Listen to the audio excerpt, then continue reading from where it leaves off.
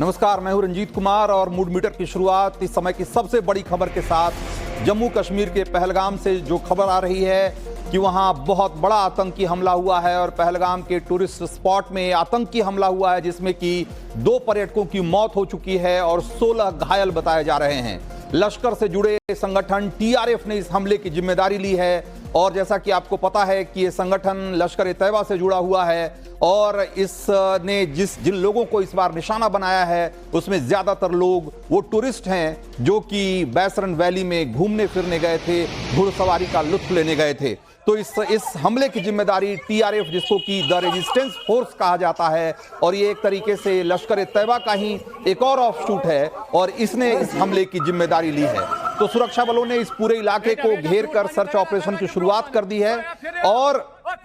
आप ये समझिए कि इस समय जो खबर आ रही है उसके मुताबिक वहां पर हाई लेवल जो मीटिंग है इस घटना को लेकर चल रही है और उसमें गृह मंत्री समेत जम्मू कश्मीर के बड़े अधिकारी शामिल हैं और थोड़ी देर में जम्मू कश्मीर जाने वाले हैं गृह मंत्री अमित शाह। ये दूसरी बड़ी खबर आ रही है इसी से जुड़ी हुई कि अमित शाह गृह मंत्री पहलगाम में जो आतंकी हमला हुआ है उसके बाद वहां दौरे पर जाने वाले हैं और हमले के बाद वो कश्मीर जाएंगे और ऐसा कहा जा रहा है कि प्रधानमंत्री मोदी ने बाकायदा अमित शाह को फोन करके इसके निर्देश दिए हैं कि वो खुद जाकर इस घटना का जायजा लें।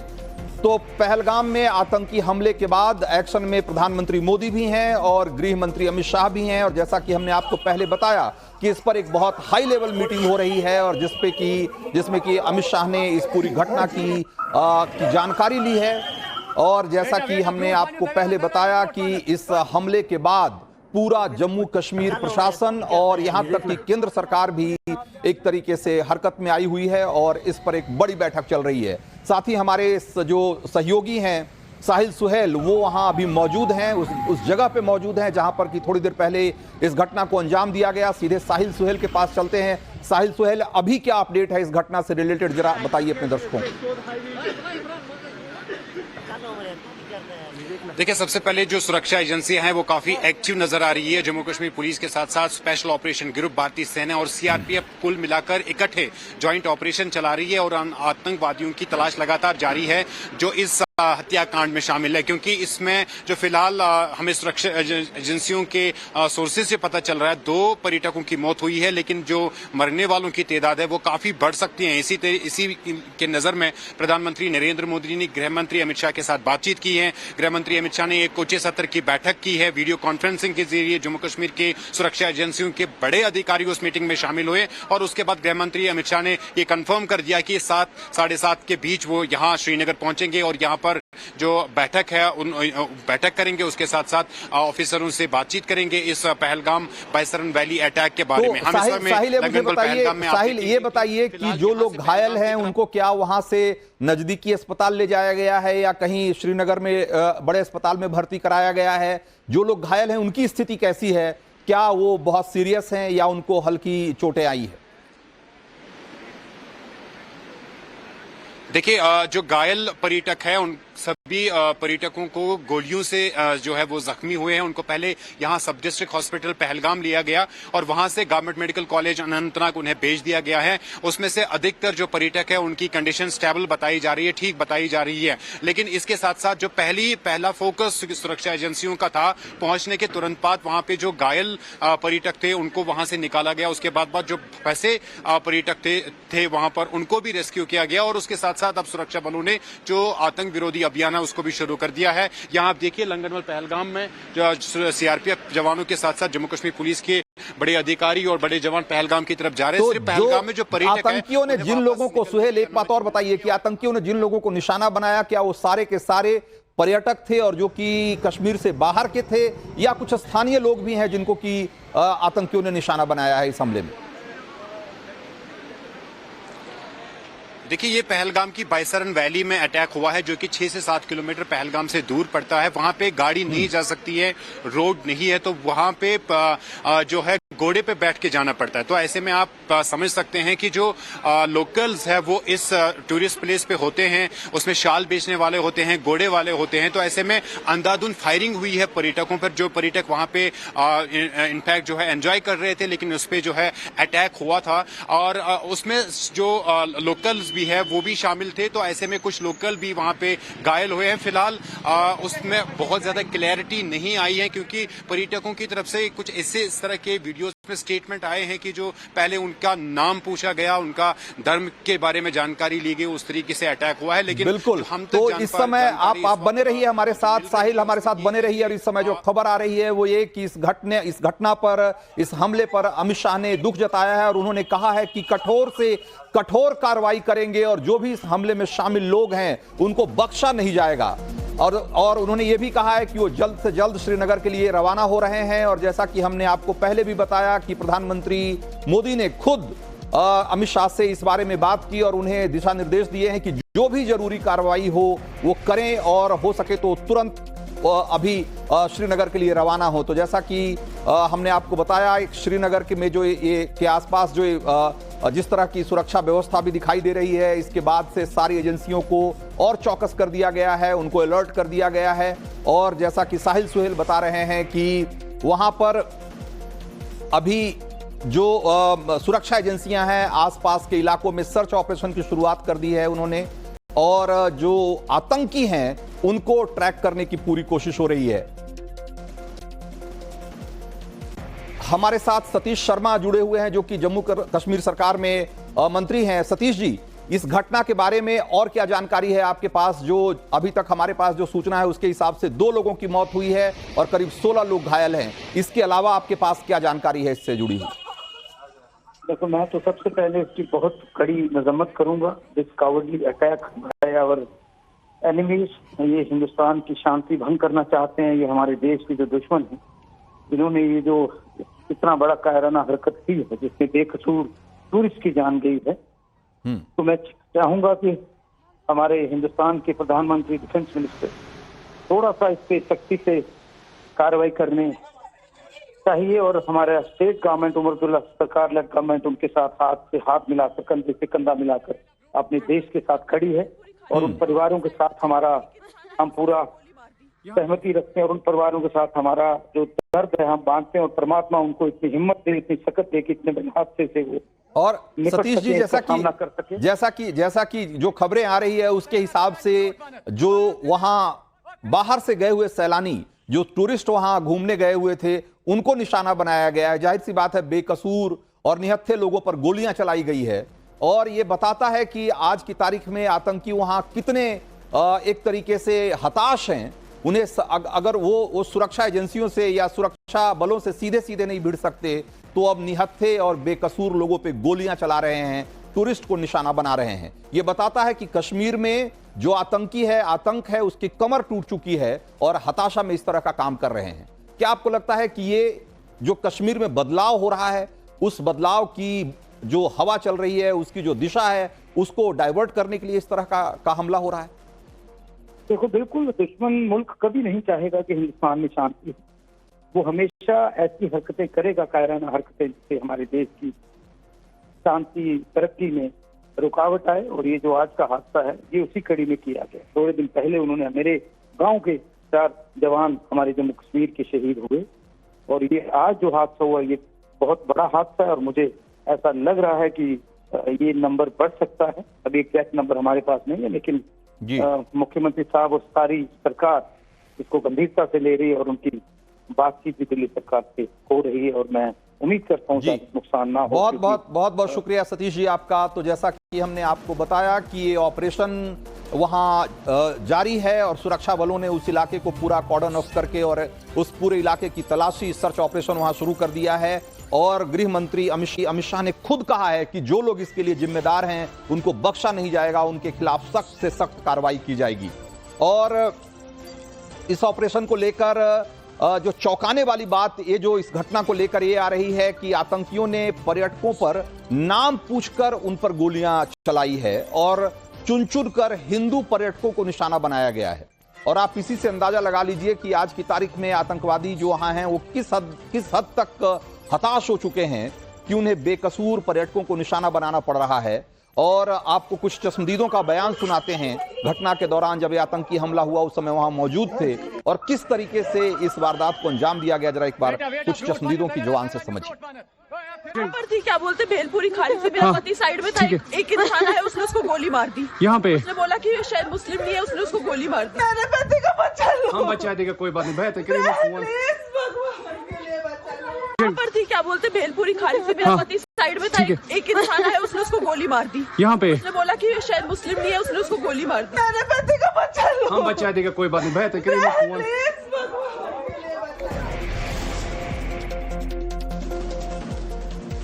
तो जम्मू कश्मीर के पहलगाम से बड़ी खबर जो आ रही है, आतंकी हमले में घायलों की संख्या और बढ़ गई है और ये बहुत बड़ी खबर वहां से आ रही है और ये लगातार अपडेट हो रही है खबर। आतंकी हमले में जो घायल लोग हैं उनकी संख्या और बढ़ गई है और वो संख्या बढ़कर 21 हो गई है। अब से थोड़ी देर पहले तक ये आंकड़ा 16 का था, लेकिन अब बताया जा रहा है कि इस हमले में 21 लोग घायल हुए हैं और 2 लोग मारे गए हैं। साहिल सुहेल के पास एक बार फिर से चलते हैं। साहिल, ये घायलों की संख्या जो बढ़ रही है लगातार, इसका क्या मतलब है?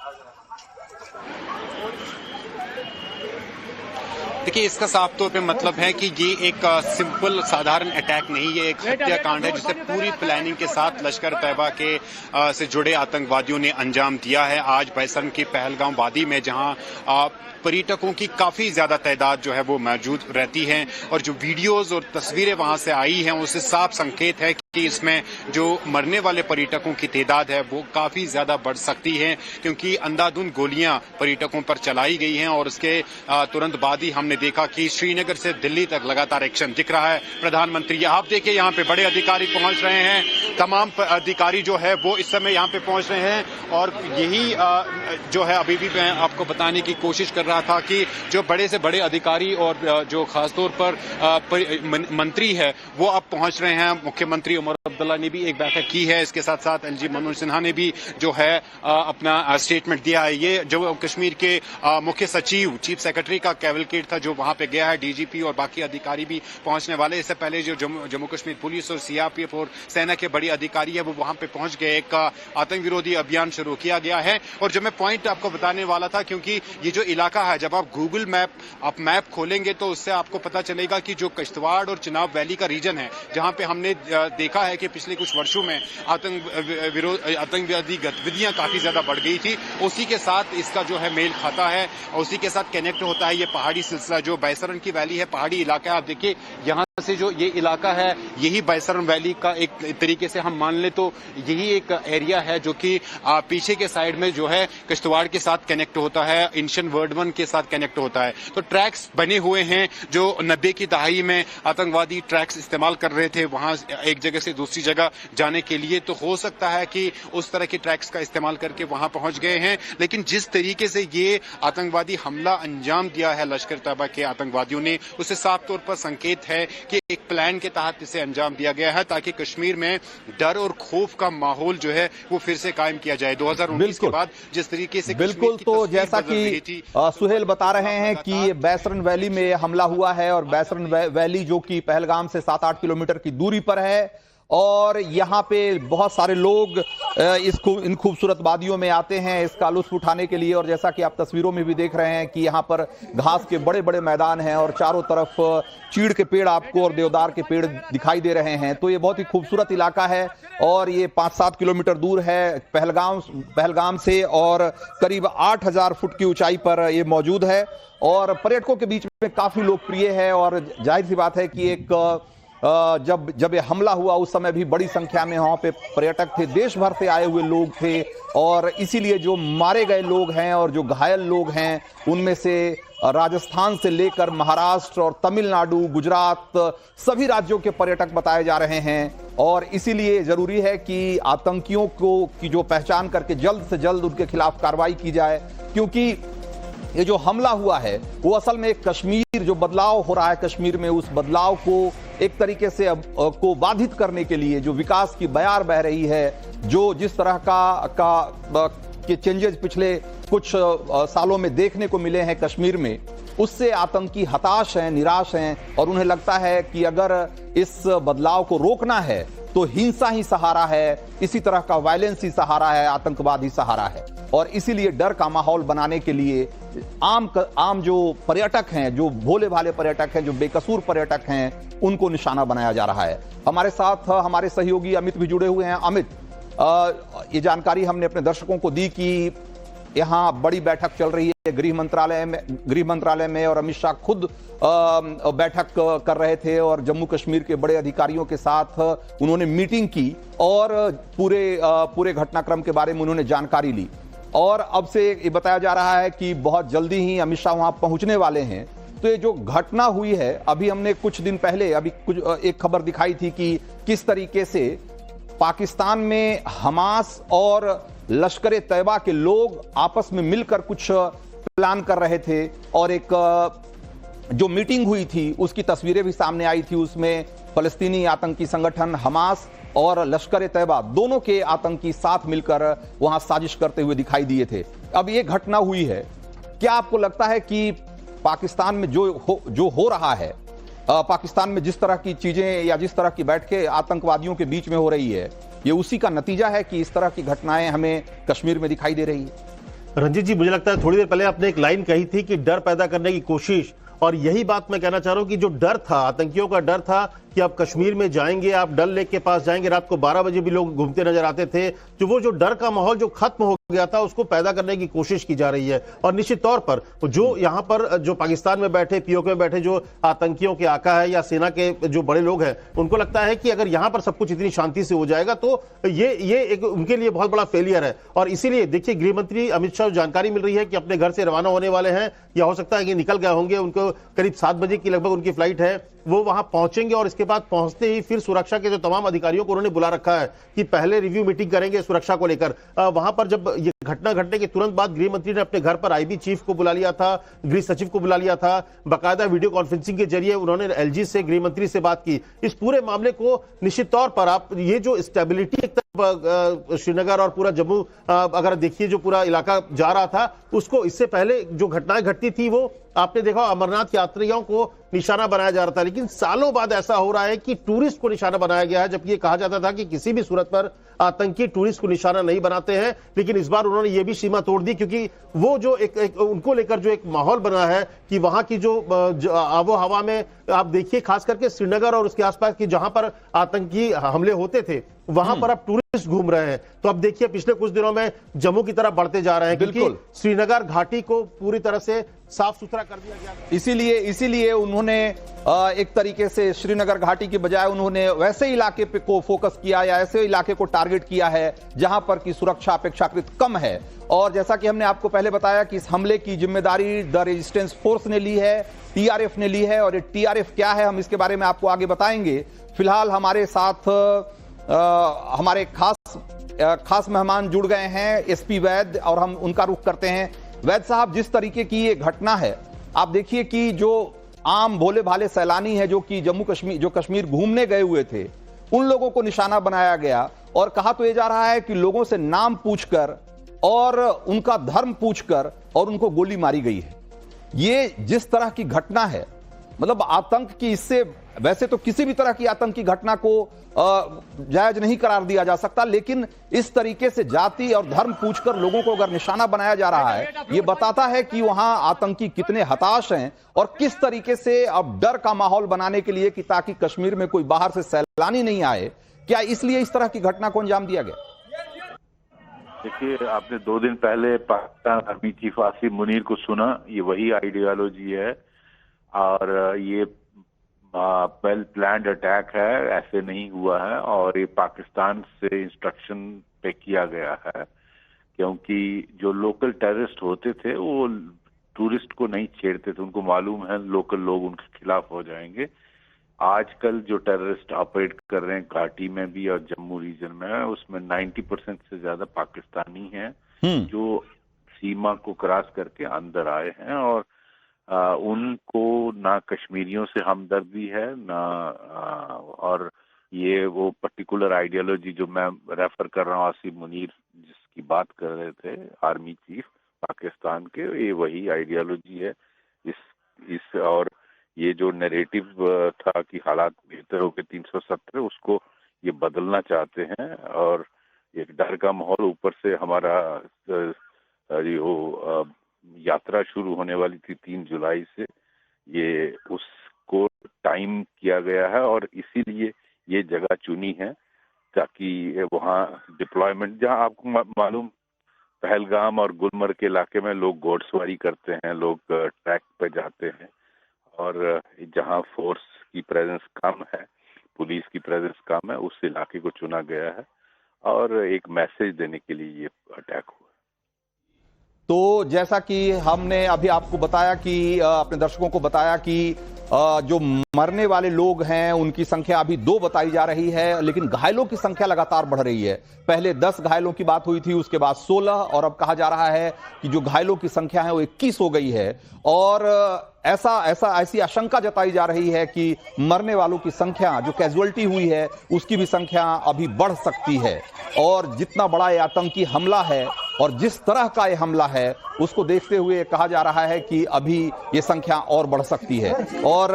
ये किस तरीके से इस हमले को अंजाम दिया गया है, आप इसको ऐसे समझिए कि जहां पर पूरे कश्मीर, पूरे हिंदुस्तान में वक्फ को लेकर के इस तरह के प्रदर्शन हो रहे हैं। कश्मीर में कमोबेश शांति थी, कश्मीर में कहीं भी कोई बड़ा प्रदर्शन नहीं हुआ और कश्मीर में जिस तरह के बदलाव की खबरें लगातार आ रही थी, वहां की फिजाओं में जिस तरह के अमन और शांति की का एक वातावरण दिख रहा था, अचानक से जो घटना हुई है ये बताता है कि आतंकी इस बात से बहुत परेशान थे, आतंकी संगठन इस बात से बहुत घबराए हुए थे कि वहां के लोगों को ये अमन चैन अब रास आने लगा है और इसीलिए इस तरह की घटना को अंजाम दिया गया है। जरा सुनिए कि डिप्टी सीएम क्या कह रहे हैं। आपसे भी मैंने पता, जो आपने सुनाया अटैक जो हुआ है इसको हम स्ट्रांगली कंडेम्ड करते हैं और वो लोग ये सोचते हैं कि हम जम्मू कश्मीर को इन छोटी छोटी हरकतों से या अपने टूरिस्ट के ऊपर अटैक करने से हम जम्मू कश्मीर की इकॉनमी को कहीं ना कहीं डगमगाने की कोशिश करेंगे तो वो कभी कामयाब नहीं होंगे। ये जम्मू कश्मीर बहुत मजबूत है, ये हिंदुस्तान बहुत मजबूत है और ये छोटी मोटी जो चीजें हो रही हैं आज से 30 सालों से लगातार हो रही हैं, आज तक वो लोग कामयाब नहीं हुए, आगे भी कामयाब नहीं होंगे। लेकिन हम यही उनको कहना चाहेंगे कि अपनी ये हरकतें बंद करिए। जम्मू कश्मीर एक तरक्की के रास्ते पे चल रहा है, हमारे नौजवान अपना एक तरक्की के रास्ते पे चल रहे हैं। आज इस चीजों का कहीं जगह नहीं है, इसलिए आज जो ये अटैक हुआ है, जो लोग इंजर्ड हुए हैं उनके लिए हमारे दिल में पूरी हमदर्दी है सरकार के। उमर साहब वहां जा रहे हैं क्योंकि उमर साहब क्योंकि सुबह के कल बनाल थे, आज रामबन थे, वो लोगों के बीच में थे और अभी एक त्रासदी हमारी खत्म नहीं हुई और दूसरा ये आज हो गई है। लेकिन फ्लाइट से निकल गए, हाँ मैंने वही कहा ना, वो निकल गए हैं। लेकिन आप यहाँ से चीफ मिनिस्टर साहब की मूवमेंट से आप अंदाजा लगा लें कि चीफ मिनिस्टर साहब कितने। तो सुरेंद्र चौधरी कह रहे हैं कि आतंकी चाहे जितनी कोशिश कर लें लेकिन जम्मू कश्मीर में जो तरक्की की बयार चल रही है वो रुकेगी नहीं और जो बदलाव है वो बदलाव की दिशा भी भटकेगी नहीं, क्योंकि ये जो आतंकी हैं उनकी कोशिश हमेशा से यही रही है कि वहां के अमन चैन को इसी तरीके से नुकसान पहुंचाया जाए और उसे डिरेल किया जाए, लेकिन वो ऐसा होने नहीं देंगे और जम्मू कश्मीर की जनता भी इसमें उनके साथ है। इस समय हमारे साथ बीएसएफ के पूर्व एडीजी एसके सूद जुड़ रहे हैं और सूद साहब, हमने देखा कि इस बार जो ऐसे, हालांकि पहले भी एक इतिहास रहा है कि कश्मीर में जब जब आतंकी हताश होते हैं, निराश होते हैं, वो इसी तरीके से निर्दोष लोगों को निशाना बनाते हैं, वहां आम शहरी को निशाना बनाते हैं, बाहर से गए हुए टूरिस्ट को निशाना बनाते हैं। लेकिन इस बार जितने बड़े पैमाने पे सैलानियों को निशाना बनाया गया है, ये बताता है कि वहां जो आतंकवाद है वो बुरी तरह से पस्त हो गया है, वो हताश हो गया है और वो चाहते हैं कि किसी भी तरीके से, चाहे उसके लिए जो करना पड़े, लेकिन कश्मीर में जो बदलाव दिख रहा है उस बदलाव की जो रफ्तार है उसको तोड़ा जाए और इसीलिए इस तरह के हमले को अंजाम दिया गया है। आपको क्या लगता है? जी, ये हमला बहुत ही निंदनीय है और ये सिर्फ हमला एक टेररिस्ट हमला नहीं है, ये कश्मीर की सोल पे, हिंदुस्तान की सोल पे एक हमला है और हमें इनके खिलाफ हमेशा सतर्क रहना चाहिए। मेरा ये सोचना है कि कश्मीर में या देश के अन्य हिस्सों में जहां पर भी इन सब तरह की प्रॉब्लम्स चल रही हैं जी, हमें सिक्योरिटी फोर्सेस को, जैसे अंग्रेजी में कहते हैं, we should not let our guard down. हमारे हमारे सूचना तंत्र, इंटेलिजेंस तंत्र को इसके लिए हमेशा तैयार रहना चाहिए। हमारी सिक्योरिटी फोर्सेस को तैयार रहना चाहिए कि इस तरह की कोई भी घटना ये कभी भी अंजाम दे सकते हैं। और मैं इसको ये नहीं, हम अगर ये सोच रहे हैं कि वो हताश होकर कर रहे हैं तो ये हमारा सोचना गलत है। टेररिस्ट का यही टैक्टिक्स है, बिकॉज टेररिस्ट जो हैं उनके पास जम खड़े होकर लड़ाई लड़ने की क्षमता नहीं होती है, तो वो जब भी मौका मिलता है तो इस प्रकार के निंदनीय अटैक करते हैं। और उनका एम है कि मौतें चाहे जितनी भी हो, इंजरी जितनी भी हो, पर दुनिया में उनकी एक नाम पैदा हो जाएगा कि वो अभी भी एक्टिव है। अच्छा सूद साहब, मैं ये भी समझना चाहता हूं कि अभी 2-3 दिन पहले ही पाकिस्तान में जनरल मुनीर ने कहा कि भाई कश्मीर हमारा जुगुलर वेन है और हम इसको कभी भूल नहीं सकते, और वो जिस तरह के दावे कर रहे थे और उसके 2 दिन बाद इस तरह की घटना हुई, और इस घटना की जिम्मेदारी जिस संगठन ने ली है, टीआरएफ ने, हम ये भी जानते हैं कि वो लश्कर का एक तरीके से ऑफशूट है और उसी का एक बदला हुआ नाम है। और लश्कर के लोग पाकिस्तान में बैठ के किस तरह की साजिशें करते रहे हैं, किस तरह के हमलों को अंजाम देते रहे हैं, वो भी हमने देखा है। तो आप इसमें कोई जुड़ाव देखते हैं, इसमें कोई लिंक देखते हैं कि जनरल मुनीर इस तरह का बयान देते हैं और उसके 2 दिन के भीतर इस तरह की घटना हो जाती है कश्मीर में? नहीं, हो सकता है कि जनरल मुनीर के जो कहा है उसका ये ऑफशूट हो,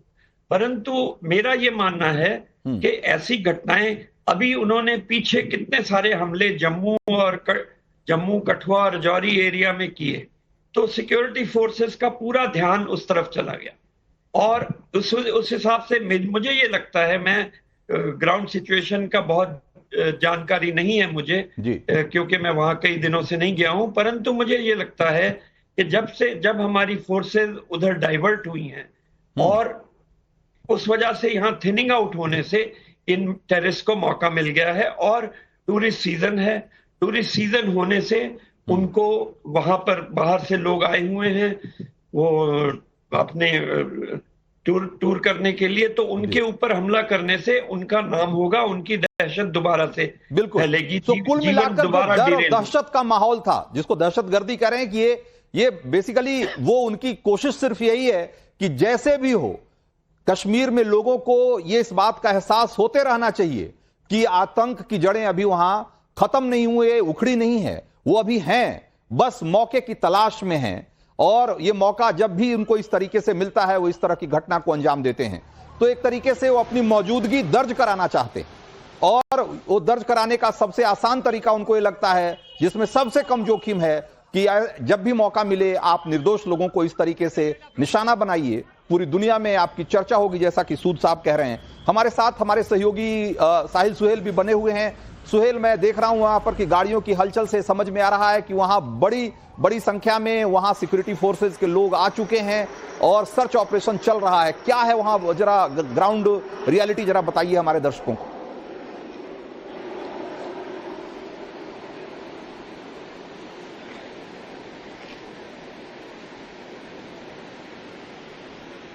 साहिल, आपको आवाज मिल रही है हमारी?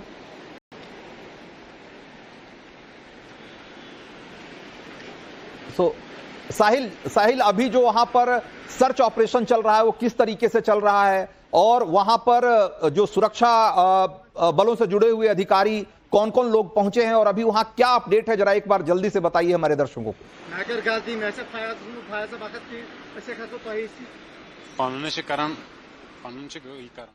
तो ऐसा लग रहा है कि साहिल से अभी हमारा संपर्क नहीं हो पा रहा है, और हमने देखा ये भी एक वजह हो सकती है कि अभी ऊपर से हेलीकॉप्टर गुजरता हुआ दिखाई दे रहा था, तो उसकी आवाज की वजह से संभवतः उन्हें हमारी आवाज नहीं मिल पा रही होगी। और आतंकी,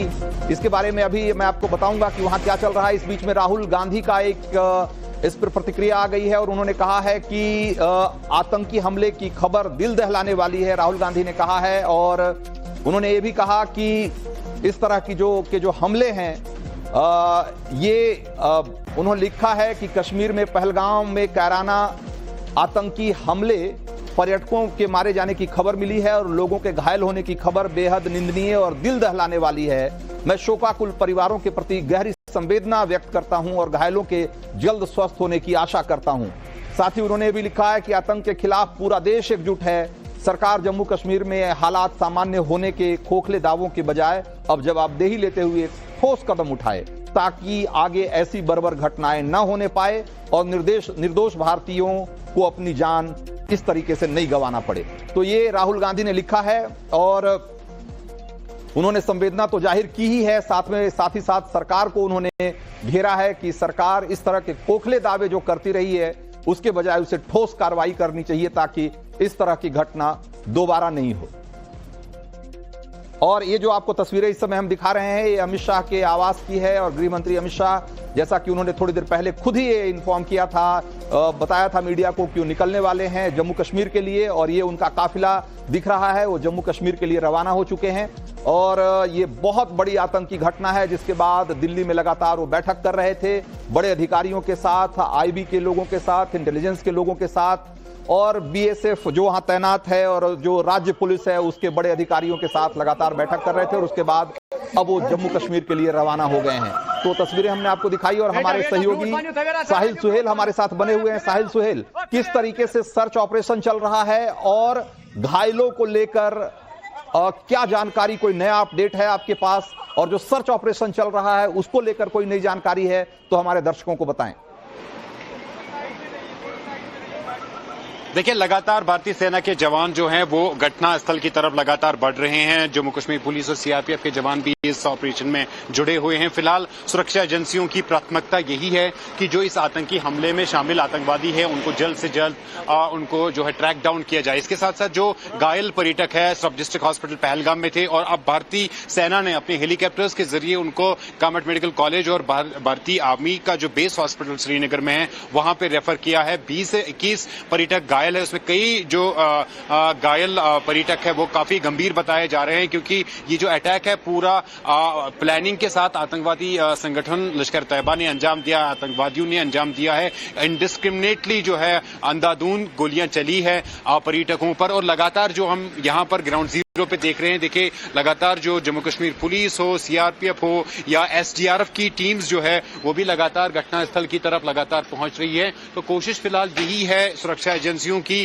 कि सबसे पहले जो घायल कि पहले खबर आई कि जो लोग वहां मौजूद थे, जो सैलानी मौजूद थे, उनसे नाम पूछकर और उनको गोली मारी गई और अभी आपने जानकारी दी कि अंधाधुंध फायरिंग की गई और इनडिस्क्रिमिनेट फायरिंग हुई है। तो क्या असल में क्या हुआ इस घटना के बारे में थोड़ा और क्लैरिटी से बताइए कि लोगों को पूछ कर गोलियां मारी गई या अंधाधुंध फायरिंग हुई जिसमें कि लोग मारे गए हैं? देखिए, जो फिलहाल पहल रही थी और पर्यटकों को निशाना बनाया जा रहा था, कुछ पर्यटकों का स्टेटमेंट ये भी आया है कि उनसे उनका नाम पूछा गया, उनसे उनका धर्म पूछा गया। तो यकीनी तौर पर जो आतंकवादी संगठनें हैं वो पिछले कई सालों में हमने देखा, खासतौर पर 2019 के बाद सॉफ्ट टारगेट्स ढूंढते हैं और ऐसे टारगेट्स ढूंढते हैं जिससे परेशानी हो, जिससे देश में जो है वो माहौल बिगड़ जाए, जिससे खौफ पैदा हो, जिससे डर पैदा हो। तो यहां पर फिलहाल पर्यटकों को निशाना बनाया गया। एक बड़ा हत्याकांड जो है आतंकवादी संगठन लश्कर तैयबा ने अंजाम दिया है। इस तरह के जो संकेत है सुरक्षा एजेंसियों के पास, इस तरह की जानकारी उंगली रखी है। साहिल सुहेल, आपने कहा कि जो टूरिस्ट का आना था और इस बीच में प्रधानमंत्री नरेंद्र मोदी का भी मैसेज आया है और उन्होंने एक्स पर एक पोस्ट लिखा है और उन्होंने कहा है कि जो एक घटना हुई है, आतंकी घटना हुई है पहलगाम में, उसकी वो कड़ी निंदा करते हैं और जो जिन लोगों की इसमें जान गई है उनके प्रति उन्होंने संवेदना व्यक्त किया है और उन्होंने कहा है कि जो लोग जख्मी हैं वो जल्द से जल्द स्वस्थ हों, ऐसी उन्होंने कामना की है। साथ ही उन्होंने ये भी लिखा है कि जो लोग इससे प्रभावित हुए हैं उनको हर संभव मदद जल्दी से जल्दी उनको पहुंचाने की कोशिश की जा रही है। इसके अलावा उन्होंने जो सबसे महत्वपूर्ण बात इसमें वो लिखी है उन्होंने कहा है कि जो लोग इस जघन्य हत्याकांड और इस घटना के पीछे हैं उनके साथ उन्हें बख्शा नहीं जाएगा और उनको छोड़ा नहीं जाएगा और ये जो आतंक का जो एजेंडा है, ये खौफनाक एजेंडा है, कभी भी सफल नहीं होगा और बल्कि इस घटना के बाद आतंक से लड़ने की जो उनकी प्रतिबद्धता है वो कमजोर होने के बाद और मजबूत हुई है। ये उन्होंने प्रधानमंत्री नरेंद्र मोदी ने ये एक्स पोस्ट के जरिए मैसेज दिया है इस घटना पर। और जो पहलगाम में घटना हुई है इसको लेकर पल पल की जानकारी हम आपको